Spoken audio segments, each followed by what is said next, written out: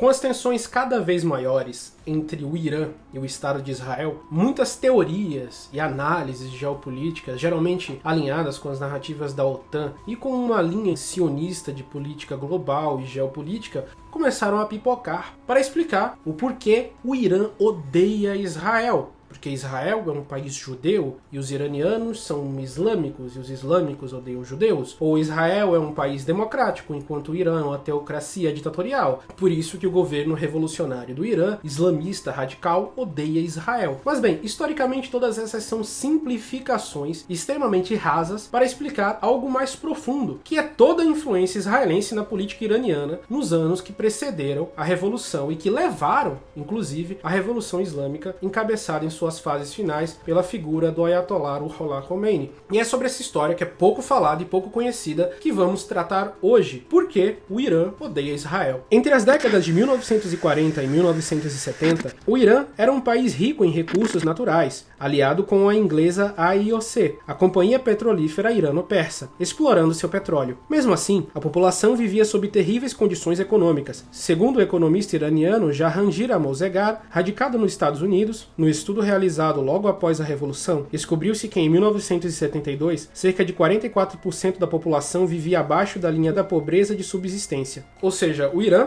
era um país extremamente rico em recursos naturais que desde o final do século XIX para o início do século XX, quando o petróleo começou a ser descoberto ali, você tinha a dinastia Pahlavi, que havia derrubado a dinastia Qajar, governando o país, mas com todos os recursos sendo drenados e enviados para a Inglaterra, enquanto a maioria imensa da população vivia abaixo da linha da pobreza de subsistência, ou seja, era um país extremamente miserável, a níveis de miséria do continente africano, digamos assim, mas tal como a África, tendo seus recursos explorados pela Inglaterra, que mantinha um governo fantoche no poder. O Irã do Shah Reza Pahlavi tinha em Israel um de seus maiores aliados regionais, tendo o Irã reconhecido a soberania israelense ainda em 1950. Por tais motivos, em 1951, Mohammad Mossadegh foi eleito primeiro-ministro do Irã, propondo a nacionalização da AIOC. Em 1º de maio, o parlamento aprovou a proposta, a AIOC foi extinta e Mossadegh foi eleito pela revista Times como o Homem do Ano. Mohammad Mossadegh tenta negociar com a AIOC um acordo baseado no acordo venezuelano do presidente Rómulo Gallegos. Porém, os britânicos recusam, instaurando a famosa crise de Abadan, com vários tumultos populares no país. No mesmo ano, a Inglaterra embarga brutalmente o petróleo iraniano, levando o governo de Mossadegh ao colapso. Nas palavras do historiador Stephen Kinzer, os iranianos estavam ficando mais pobres e infelizes a cada dia. A coligação política de Mossadegh estava em frangalhos. As condições de miséria no Irã, que já eram graves, se tornaram tão desumanas que o governo americano, que pouco tempo antes havia fechado um acordo petrolífero com a Saudita Aramco, tenta intermediar a situação e acusa a Inglaterra por sua desumanidade. Segundo o colunista Josh Gelenter, depois do fracasso da mediação americana, os Estados Unidos ficaram do lado do Irã, acusando os britânicos de serem excessivamente intransigentes. Ainda em 1952, Mossadegh renuncia devido à pressão interna. Todavia, devido à forte pressão popular, é reinstalado no poder, confiscando as propriedades do Shah Reza Pahlavi. Em 1953, a CIA e o Mossad israelense, apoiados financeiramente por Churchill e Eisenhower, temendo que o novo governo de Mossadegh se alinhasse aos soviéticos, realizam a Operação Ajax, derrubando o regime nacionalista mais uma vez. A partir daí, o governo israelense, através do Mossad, age diretamente para instaurar e treinar a SAVAK, a brutal polícia do Shah Reza Pahlavi, e manter seu controle na região, usando o Irã como um estado satélite para seus interesses. Nas palavras do analista americano Abbas William Sami, em dezembro de 1947, um oficial do Mossad foi enviado a Teherã para iniciar as conversações práticas sobre o estabelecimento de uma relação estratégica entre o Irã e Israel, de acordo com entrevistas com o ex-chefe do Mossad, Izer Hari. E ainda acrescenta, Israel e o Irã trocaram informações sobre as atividades egípcias no mundo árabe e participaram de operações conjuntas. Ou seja, você tinha um governo nacionalista de Mossadegh que foi derrubado na Operação Ajax pela coligação israelense, americana e britânica, a instauração de ditadura do Shah e a criação de uma polícia secreta apoiada pelo Mossad, que é a SAVAK. A SAVAK, então, sob tutela do Mossad, instaura um reino de terror no Irã contra a população geral, contribuindo para a escalada da violência antes da Revolução. Nas palavras de um oficial da SAVAK no nos Estados Unidos ao The New York Times, que disse ter torturado centenas, muitas vezes nós torturamos até a morte. Colocamos barras de ferro quente em seus narizes e olhos, e dizíamos aos legistas para escrever suicídio como causa da morte. E ainda, num relatório da Anistia Internacional de 1976, primeiro ele é espancado por vários torturadores ao mesmo tempo, com paus e cacetetes. Se não confessar, é enforcado de cabeça para baixo e espancado. Se isso não funcionar, ele é estuprado. E se ainda mostrar sinais de resistência, ele recebe um choque elétrico que o transforma em um cachorro uivante. E se ele ainda estiver obstinado, suas unhas e às vezes todos os seus dentes são arrancados. Ou seja, Israel interfere junto com o regime do Shah, que era aliado aos israelenses, para instaurar no Irã uma ditadura de terror horrível. Deste modo, as tensões sociais escalam, até que estouram na Revolução Iraniana de 1979, marcando o rompimento total das relações entre Israel e Irã, devido ao apoio israelense histórico ao Shah e à brutalidade da Savak, treinada pelo Mossad. Os Estados Unidos, Israel e o mundo então transformaram o Irã no estado pária, isolado geopoliticamente. Ironicamente, todavia, passando por cima do Congresso americano, no início dos anos 1980, Israel vende mísseis pesados em segredo ao Irã, almejando arquitetar conflitos na região, e em troca, a CIA repassa parte do dinheiro aos contras da Nicarágua, gerando o escândalo Irã-Contras, que forçou o presidente Ronald Reagan a prestar esclarecimento ao povo americano em TV aberta, e saiu na capa da revista Time. I do have a memory of learning or hearing that the Israelis, prior to these other things, had sent some of their Hawk missiles to Iran. Em 1980, o Iraque de Saddam Hussein e o Irã entram em guerra. Israel, na figura de Menachem Begin, visando enfraquecer ambos os países, decide fornecer armas ao Irã novamente. Segundo The New York Times, um antigo funcionário de alto nível da CIA, que viu relatórios sobre as vendas de armas israelenses ao Irã no início da década de 1980, estimou que o total se aproximava dos 2 bilhões de dólares por ano. Em 1984, por sua vez, Donald Rumsfeld vai a Bagdá, e os Estados Unidos fornecem armas ativamente ao Iraque, almejando enfraquecer o Irã e o Iraque. Segundo Howard Thatcher, do Conselho Nacional de Segurança dos Estados Unidos, os Estados Unidos apoiaram ativamente o esforço de guerra iraquiano, fornecendo aos iraquianos bilhões de dólares em crédito, fornecendo informações militares e aconselhamento aos iraquianos, e controlando de perto as vendas de armas de países terceiros ao Iraque, para garantir que este dispunha do armamento militar necessário. Ou seja, Israel volta a atuar no Irã, insuflando o país contra o Iraque e vendendo mísseis para a guerra do Irã contra o Iraque, e os Estados Unidos financiam o Iraque para que atacasse o Irã, mais uma vez com Israel e os Estados Unidos, impulsionando a guerra entre os dois países para que ambos ficassem absolutamente devastados. Durante o cerco de Basra, em 1987, na Operação Karbala V, uma das maiores batalhas de infantaria desde a Segunda Guerra Mundial, mais de 600 mil soldados iranianos e iraquianos se enfrentaram direta e indiretamente, com uma estimativa de 50 mil mortos apenas neste teatro de guerra, que durou mais de 3 meses, com o envolvimento de 6 exércitos e várias milícias. It is the best $3 billion investment we make. Were there not an Israel, the United States of America would have to invent an Israel to protect her interest in the region. No início dos anos 1990, o Irã, destruído pela guerra, tenta uma abertura econômica com o Ocidente. Segundo o estudo de Roy J. Ellsworth, o conselheiro de segurança de Bush, Brent Scroft, no fim de 1991, disse que talvez seja possível tirar o Irã da lista de terroristas e reduzir as sanções econômicas. Todavia, Bill Clinton, anos depois, volta atrás no acordo já firmado e o proíbe. Segundo o Washington Post, a Casa Branca e a Conoco afirmaram que a empresa concordou em rescindir o seu contrato com o Irã, se fosse emitida uma ordem executiva. Edgar Bronfman, um dos principais membros do conselho de administração da companhia DuPont, a empresa-mãe da Conoco, também fez um lobby vigoroso no Capitólio contra o acordo. O Edgar Bronfman, citado, foi presidente do Congresso Judaico Mundial e membro da AIPAC, um grupo encarregado de defender os interesses israelenses nos Estados Unidos. Em 1996, por sua vez, os Estados Unidos apoiam um novo grupo de sanções econômicas ao Irã, pressionado pela AIPAC já mencionado. Em 1998, Israel pressiona os Estados Unidos por uma nova guerra no Iraque, também já destruído por sanções econômicas. Um grupo de políticos, dentre eles John Bolton e Paul Wolfowitz, ambos membros da AIPAC israelense, escreveram uma carta ao governo americano. Nela, se lê claramente: essa estratégia deve visar, acima de tudo, a retirada do regime de Saddam Hussein do poder. O mesmo John Bolton, que, depois, disse que invadiria o Iraque novamente, apesar de, atualmente, devido aos custos com a guerra, aumentar 1 trilhão a cada 100 dias. Em 1999, por sua vez, a Cruz Vermelha descreve a situação catastrófica das sanções no Iraque. Após as duas guerras internacionais, a Guerra Irã-Iraque de 1980 a 1988 e a Guerra do Golfo de 1991, e 9 anos de sanções comerciais impostas pela ONU, a economia iraquiana está em frangalhos. E aí também vale lembrar também a declaração de Madeleine Albright, a secretária de Estado nos Estados Unidos, sobre toda a miséria que os Estados Unidos havia provocado no Iraque com as sanções.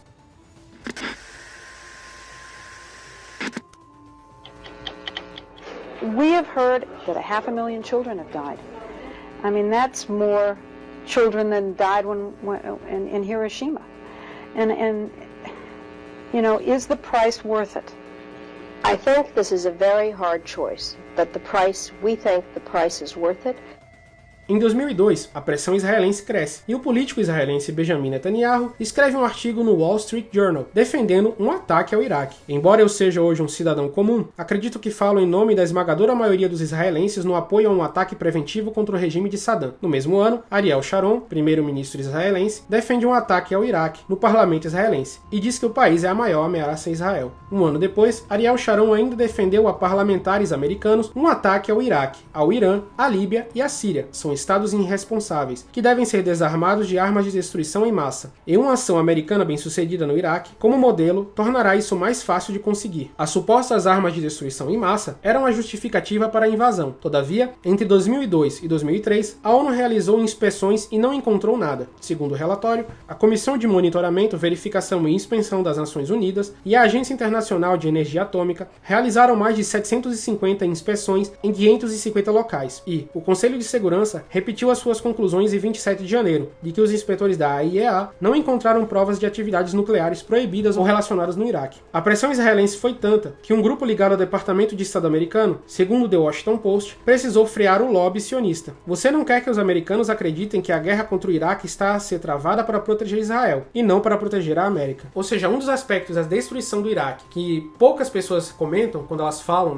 sobre petróleo e sobre recursos naturais, roubo de ouro, é que Israel levou os Estados Unidos a invadirem, destruírem e sancionarem o Iraque. Tal interesse sionista na derrubada de Saddam e destruição do Iraque se devia não a armas de destruição em massa, como colocadas pelo governo americano na propaganda, mas ao apoio iraquiano aos palestinos durante a Segunda Intifada. Segundo o relatório do Pentágono de 2002, teríamos de perguntar ao presidente Saddam por que é que ele é tão generoso, mas ele é um revolucionário e quer que esta luta distinta, a Intifada, continue. Em 14 de março de 2003, descobriu-se que os documentos que legitimavam a invasão do Iraque, apresentados à ONU por Colin Powell, eram forjados. Nas palavras de Raymond Hooper Close, ex-oficial da CIA, a CNN, eu tenho certeza que o FBI e a CIA devem estar mortificados por conta disso. É extremamente embaraçoso para eles. Mesmo assim, uma semana depois, o Iraque foi invadido por uma coalizão formada inicialmente por Estados Unidos, Inglaterra, Polônia e Austrália, que posteriormente foi expandida. Ao todo, nas estimativas mais conservadoras, de 500 mil a mais de 1 milhão de pessoas morreram no conflito. Nas duas batalhas de Fallujah, as batalhas mais mortais para tropas americanas desde a Guerra do Vietnã, 4 mil soldados iraquianos e americanos foram mortos, com os americanos disparando mais de 5.000 munições explosivas de artilharia apenas na segunda Batalha de Fallujah. Anos depois, Philip Zelikow, envolvido no processo da guerra e conselheiro do Departamento de Estado americano, em 2005, além de membro da Comissão do 11 de Setembro, participou de um escândalo. Um áudio veio a público, em 2002, de uma palestra na Universidade da Virgínia, onde ele disse, e aqui, critico um pouco a administração Bush, porque o argumento que repetem de novo e de novo é que isso, a invasão ao Iraque, é sobre uma ameaça aos Estados Unidos. Então eu os digo qual é a verdadeira ameaça, e que tem sido desde os anos 1990. É uma ameaça contra Israel. A influência israelense nos Estados Unidos se tornou tão alarmante que John G. Mearsheimer, cientista político formado na Academia Militar dos Estados Unidos, denunciou em seu livro The Israel Lobby and the U.S. Foreign Policy, nenhum lobby conseguiu desviar a política externa dos Estados Unidos para tão longe do que seu interesse nacional americano sugeria, ao mesmo tempo em que convenceu os americanos de que os interesses dos Estados Unidos e de Israel são essencialmente idênticos. Em 2006, a AIPAC agora realizou uma conferência para discutir a derrubada do regime do Irã. O então vice-presidente, Dick Cheney, não apenas participou, como sinalizou o apoio à ideia. Segundo o site oficial da Casa Branca, os iranianos desejam e merecem ser livres da tirania e da opressão na sua própria pátria. A liberdade no Oriente Médio exige liberdade para o povo iraniano, e a América aguarda com expectativa o dia em que a nossa nação possa ser a mais próxima amiga de um país livre e democrático.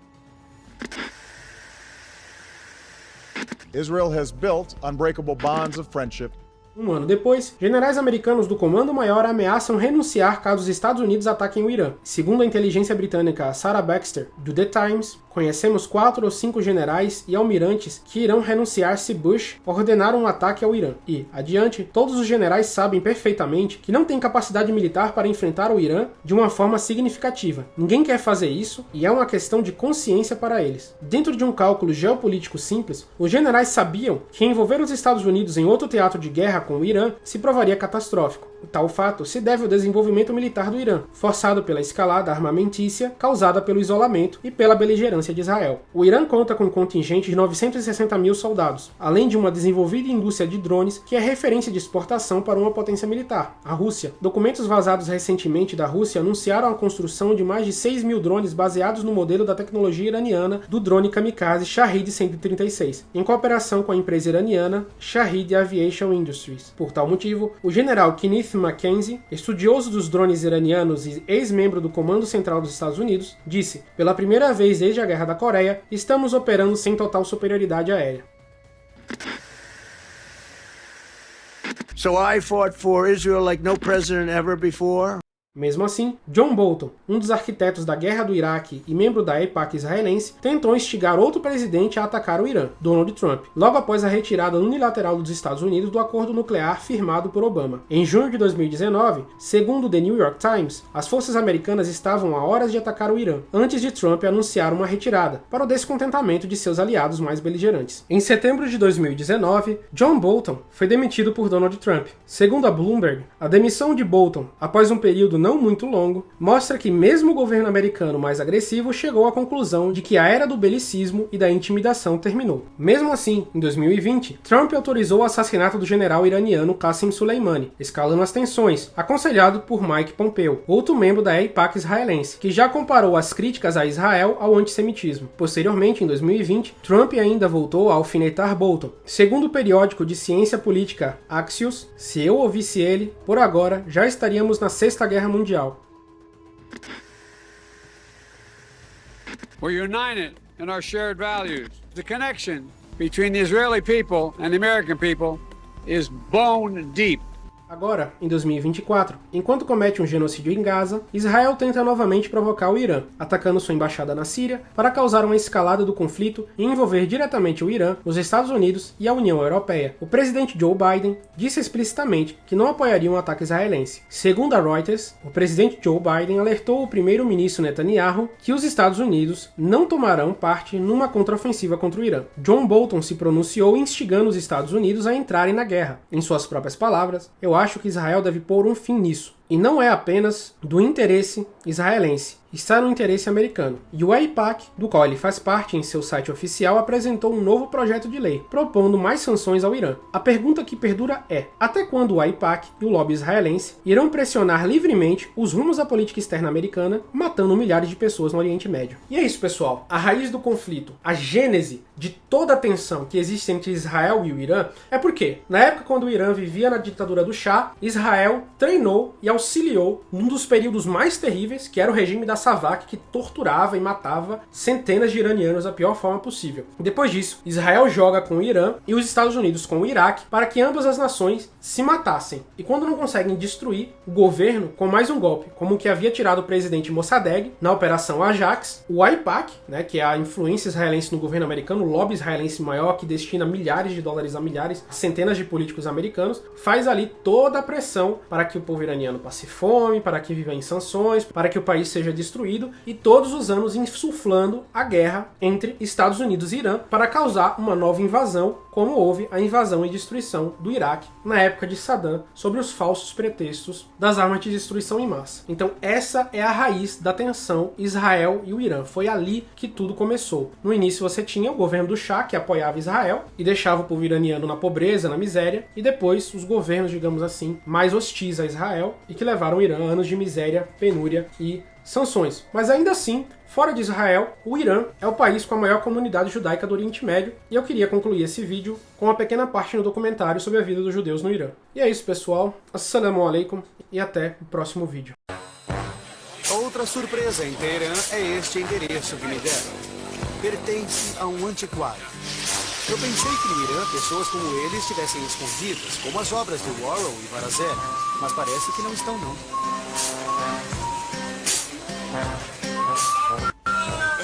Olá. Olá, bem-vindo, bem-vindo. Obrigado. Bonjour. Bonjour, monsieur. Olá, senhor. Vive la France. Viva a França. Chá? Vodka? Baba Monchi é judeu. Temos vodka na República Islâmica do Irã. Ok.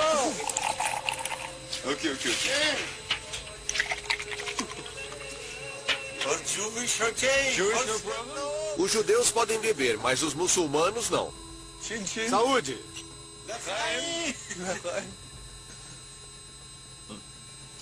Foi você quem fez? Sim, é feito em casa, com uvas.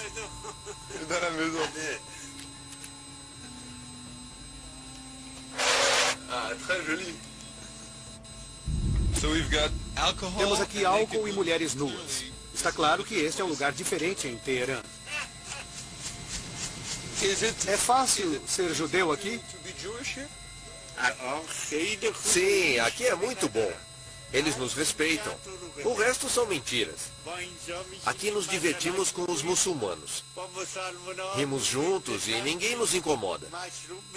Logicamente, não posso me embebedar na frente dos mulás. Mas os iranianos são ótimos. Na verdade, para os judeus e outras minorias religiosas, os tempos foram difíceis depois da Revolução Islâmica. Hoje a situação está melhor. Há sinagogas aqui em Teherã? Sim, há 25 sinagogas em Teherã. 25 sinagogas? Eu posso visitar uma? Foto! Foto! Agora eu posso ir a uma sinagoga.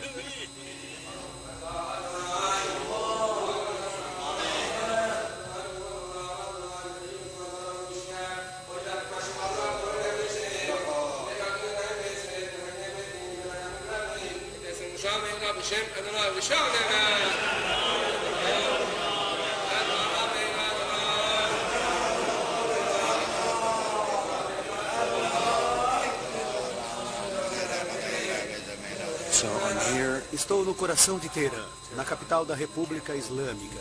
E esse é um lugar onde eu nunca achei que fosse usar um kippah. Estou numa das maiores sinagogas da cidade. E confesso que é difícil imaginar que existe uma comunidade judaica em um país onde o presidente diz que quer destruir Israel. Fui convidado por Siamak Merced, um dos pilares da comunidade judaica.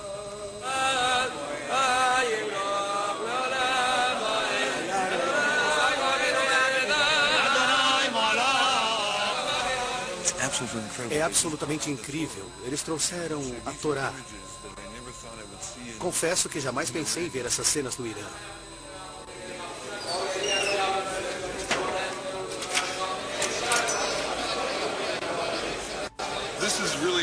É realmente incrível conhecer um iraniano judeu. Não pensei ser possível. Como é ser judeu no Irã?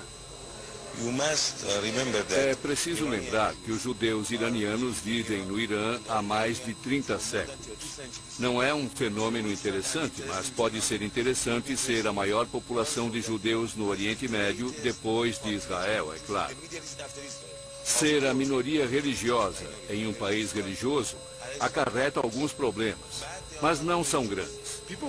As pessoas comparam um pouco as condições dos judeus daqui com as dos judeus na Alemanha antes da guerra. Não há comparação entre elas, porque na Alemanha eles tiveram de enfrentar o regime fascista e o racismo. Mas no Irã não existe nenhum regime fascista.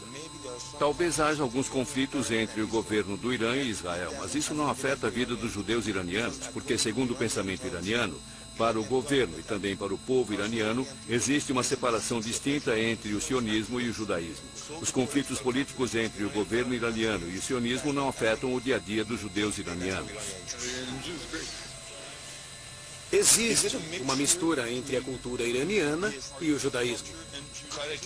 Correto. Existe uma combinação entre a cultura iraniana e a judaica que você pode observar em muitas sinagogas iranianas. Mercedes quer me mostrar outro templo em Teherã, o templo da política. Bem-vindos ao parlamento iraniano. A Constituição aqui garante que cada minoria étnica e religiosa tenha uma cadeira no parlamento. E Mercedes representa os 25 mil judeus do Irã. Aqui estou eu no parlamento iraniano e o que me surpreendeu sobre o Irã é que se trata de uma democracia. É uma democracia islâmica, tem suas próprias regras, mas continua sendo uma democracia. Na região, a outra grande democracia é Israel, logicamente também com suas próprias regras. A Mercedes não faltam palavras, mas ele nunca se afasta muito da linha política iraniana. Você também sente a vontade do Irã se tornar uma potência mundial? É claro que o Irã é uma potência, pelo menos na região do Oriente Médio. E ninguém pode fazer nada nessa região sem respeitar os benefícios do povo iraniano e da nação iraniana, claro. Então o Irã é uma democracia? Sim. Israel também é uma democracia? Sim. Então por que estas duas democracias não conseguem chegar a um acordo? Israel é um país novo, formado pelas forças de fora da região. Mas o Irã é um país antigo, cuja história data de centenas de anos. Então, não pode haver comparação entre os dois. É claro que em Israel você pode dizer que uma das diferenças é que as pessoas são vítimas de homicidas, da intolerância e da obrigação... Quer dizer os palestinos? Sim. Acho que é a primeira vez na vida que ouço um judeu criticar Israel. Não é a primeira vez. Acho que você pode ter seu ponto de vista. Pode ver muitas pessoas na população judaica em diferentes partes do mundo criticando Israel. Por exemplo, Noam Chomsky e outras pessoas. Por exemplo, a Associação Progressiva de Judeus na Europa, que foi originalmente criada para lutar contra o fascismo. E se você gostou desse vídeo, considere se tornar um apoiador do projeto História Islâmica com Mansur Peixoto. Fornecemos ao público diariamente artigos acadêmicos, vídeos informativos, postagens educacionais nas mais diversas mídias sociais, além de palestras gratuitas e participações em entrevistas e lives. Financie essa iniciativa cultural através do Pix, contato@historiaislamica.com.br. História Islâmica com Mansur Peixoto.